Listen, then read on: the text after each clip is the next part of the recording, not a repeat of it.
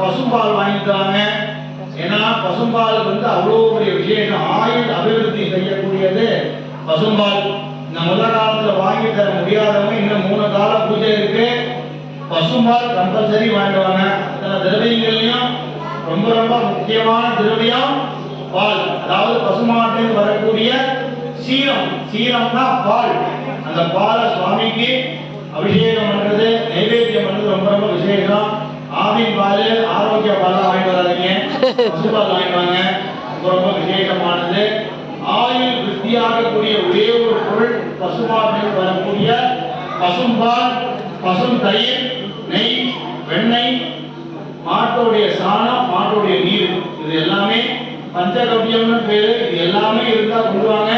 இன்னும் 3 கால பூஜை இருக்கு. அடுத்த கால பூஜை சரியா 11 மணி. 2ஆம் கால பூஜை விஷ்ணு பகவான் செய்யக்கூடிய பூஜை சிவபெருமானுக்கு. எல்லாரும் வந்துருங்க.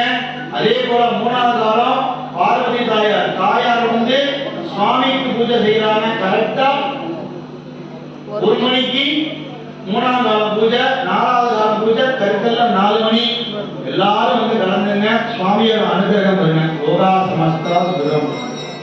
நம பார்வதி பதயே.